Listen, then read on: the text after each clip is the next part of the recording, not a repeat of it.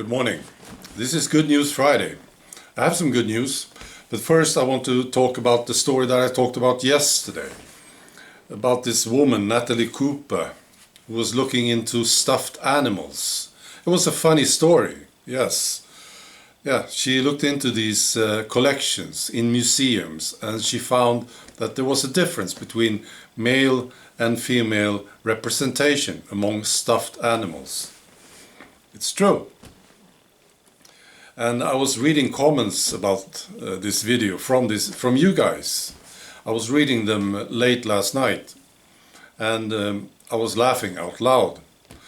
And my girlfriend asked me, "What's so funny?" So I told her about this story. Yeah, you know, we have to laugh. It keeps us sane in these insane times. So yeah, and I told the story to her and she didn't believe it. She said, "No, this can't be true. You know, are you sure about this?" Yeah. So I looked into it some more and found some more references and some more details. So I want to tell you about it. It's true, all right. Natalie Cooper, it was a research team. They studied 2.5 million birds and mammals in museums. London, Paris, New York, Washington and Chicago. And sure enough, they found that only 40% of the birds and only 48% of the mammals were females. But they also found some really shocking statistics. Yeah, they looked at weasels. Yeah. Yeah. Only 24% of the weasels were female. Wow. Same thing with sheep, actually. Only 24% of the sheep were female. And the really low figure was bats. Yeah.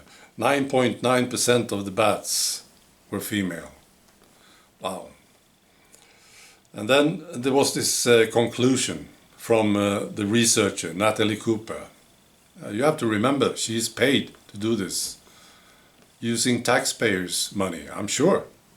She's working for this London place. I don't remember. This is what she said. Science is cultivated by humans and deeply rooted in human bias toward the male. That's right. So we need to put an end to this big injustice.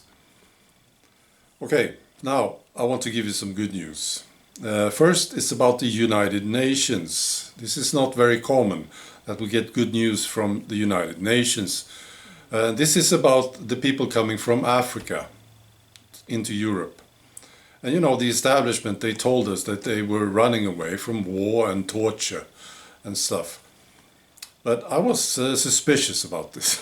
Yeah, I didn't really believe it. And a lot of people didn't believe it, actually. We thought they were coming for the money, you see? And now the United Nations, they did look into this. United Nations researchers, they interviewed nearly 2,000 migrants from 39 African nations who are living in 13 EU nations. So they listened to these people. And this is what they found. They did not come to Europe for protection-related reasons. That's right. They came for the money. That's right. That's what the United Nations found. In reality, what the migrants were seeking were better wages, which they believed would be available to them if they could reach Europe. Yeah. Well, this is thanks to the EU, isn't it? And our stupid politicians, they opened the borders and they said, "You are welcome here, we need you, we will take care of you." That's what started this flood. Good. All right. And finally, one more thing from Sweden.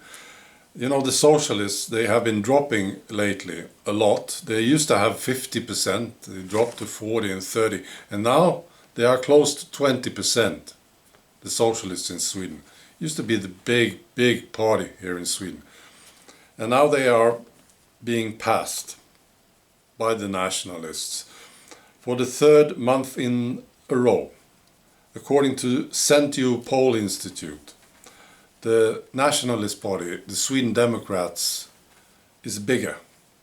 It is the largest party in Sweden. Yeah. So that's very, very good.